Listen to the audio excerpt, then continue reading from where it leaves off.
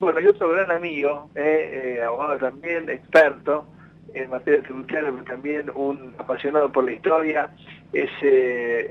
vicerrector de la Universidad del Colegio Universitario de Buenos Aires en uno de sus turnos, y en esta semana fue ratificado por otro mandato más al frente de uno de los institutos más importantes del país, el Instituto Nacional Irigoyeniano, el doctor Diego Barovero. Querido doctor, bienvenido, buenos días. Buen día, Nacho, ¿cómo te va? Un gusto escucharte. Gracias por ¿Cómo el te llamado. va? Seguramente estabas escuchando con interés a Dino de todo lo que hablamos, pero bueno, te queremos felicitar, te lo hicimos en la semana, porque sabemos que es muy merecido, pero hablamos un poquito de qué significa, de qué son los institutos nacionales, como en este caso el irigoyeniano, y quién se encarga de la ratificación y cuál es tu tarea diaria. Los institutos nacionales son entidades que fueron creadas o por decreto o por ley, como en el caso nuestro, el Instituto Nacional Irigoyeniano por la ley 26.040,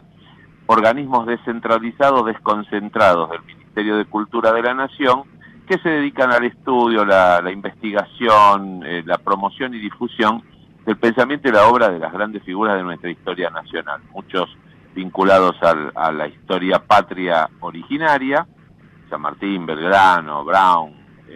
y después también institutos que están dedicados a personalidades de la cultura política argentina, Irigoyen, Perón, Jorge Newbery, y bueno, en este momento yo desde hace ya algunos años soy presidente del Instituto Nacional Irigoyeniano, el decreto 64 de la Presidencia de la Nación me ratificó, me designó por otros 3 años, otro periodo de 3 años, yo venía de ser vicepresidente antiguamente cuando el presidente era el doctor Víctor Hipólito Martínez, cuando se sancionó la ley en 2005,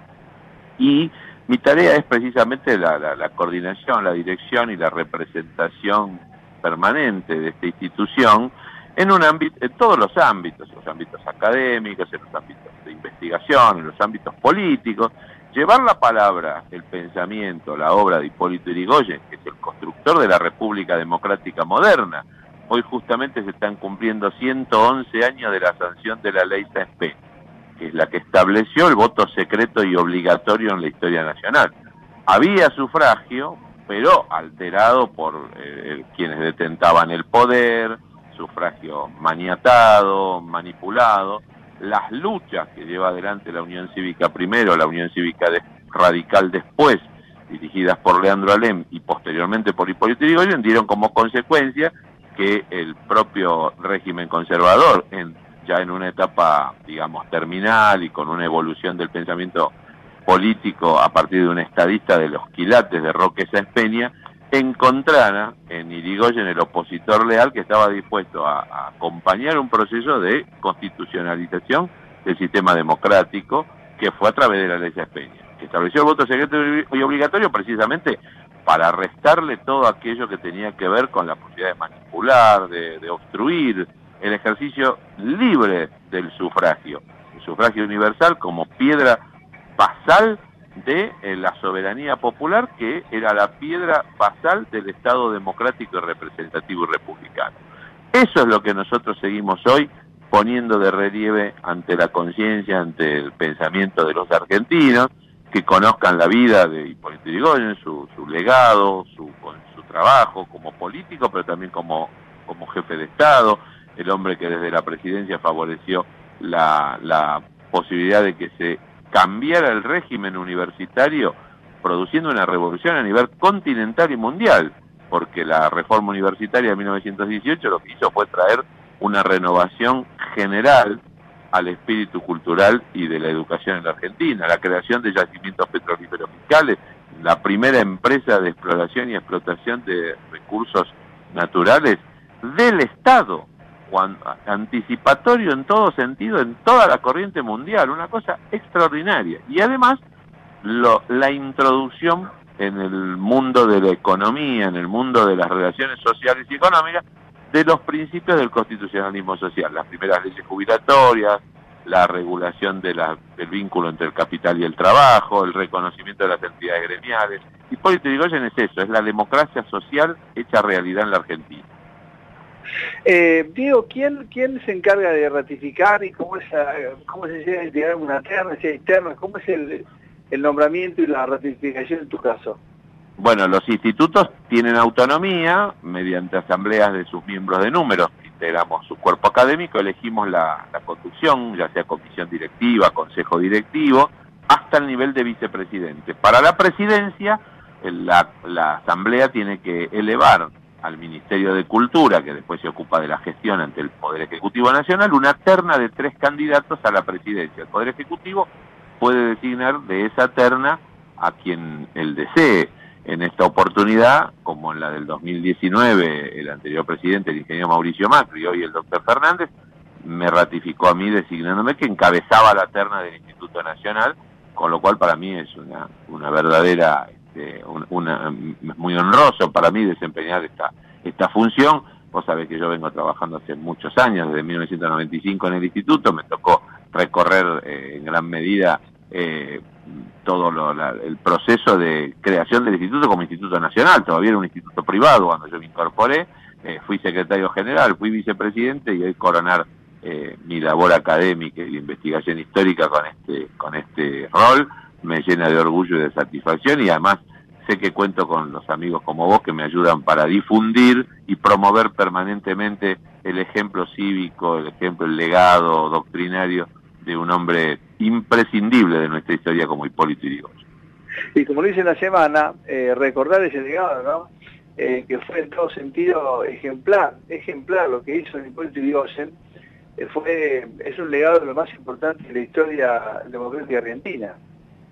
Y además el ejemplo, no solamente desde el punto de vista de lo que tiene que ver con la gran alta política que él dictó desde esa alta cátedra presidencial, sino también el ejemplo permanente. Él es un hombre que se dedicó a la actividad privada, alquiló primero y después finalmente adquirió campos para engorde de ganado, vivía de su peculio, de su tarea como productor ganadero, no cobraba el sueldo como docente, pero era profesor de Historia, Instrucción Cívica y Filosofía en la Escuela Normal de Maestras número 1 de la capital federal. Y finalmente, cuando asume la presidencia, él vivía en un departamento que alquilaba en la calle Brasil, a media cuadra de la Estación Constitución. El locador del inmueble dice, bueno, señor presidente, ahora que va a asumir la alta función, le voy a ofrecer una propiedad de mayor jerarquía, mejor ubicada en el ámbito de la zona norte de la capital, para que usted se pueda trasladar y desempeñar su rol. Y le dice Yrigoyen, no, precisamente yo lo que le iba a pedir, como no me voy a poder ocupar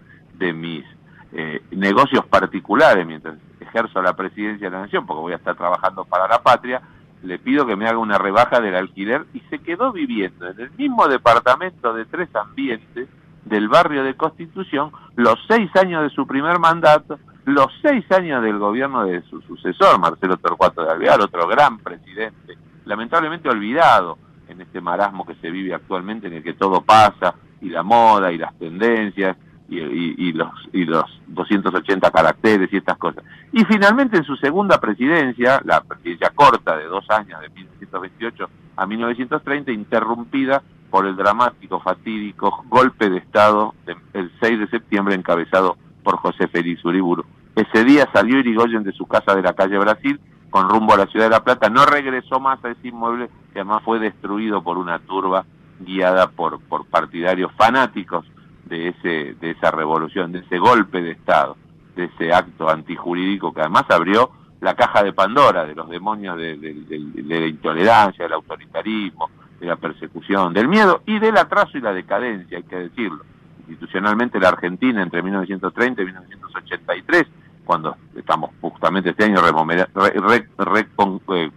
conmemorando los 40 años de la restauración democrática, la Argentina vivió un atraso cultural y institucional tremendo que nos obliga también a ver dónde estamos hoy parados y qué debemos tomar como ejemplos para seguir adelante. Y por último, ¿cómo me decías el mandato? ¿Por cuántos años es, Diego? 3 años. Los mandatos de algunos institutos nacionales son de 4, en otros casos son de 2. En el caso del Instituto Nacional Yrigoyeniano, por la ley, es un mandato de 3 años renovable. Así que eso fue lo que sucedió ahora, ¿no? Mi último mandato comenzó en 2019, finalizó en 2022 y bueno, en febrero de 2023 está iniciándose mi nuevo mandato hasta el 2026. Y como lo haces siempre, porque eso tenés una enorme gratitud, recordar a los hombres que integraste sus presidencias, pero que han honrado justamente al instituto conduciéndolo, ¿verdad? Bueno, yo me incorporé en 1995 cuando el presidente del instituto era una figura extraordinaria, que fue presidente de la Academia Nacional del Notariado, un escribano, docente, historiador, Eduardo Bautista Pondé, que es quien me incorporó. Después acompañé como secretario general al embajador Miguel Ángel Espeche Gil y al doctor Víctor Martínez, cuando sale la ley 2026.040 que se sanciona para nacionalizar el Instituto Irigoyeniano. Después pasó a ser vicepresidente hasta el fallecimiento del doctor Martínez, un tribuno ejemplar, un hombre que fue vicepresidente de la República con el doctor Alfonsín, justamente en los albores de la restauración democrática argentina, y que honró su cargo, que honró esa magistratura presidiendo el Senado los 6 años de la presidencia de Alfonsín, y que se fue con su presidente el día que el presidente renunció y anticipó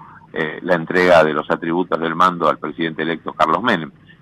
Tuve la honra de acompañarlos a ellos en la gestión que tuvieron a su cargo como titulares de este instituto, y hoy tengo además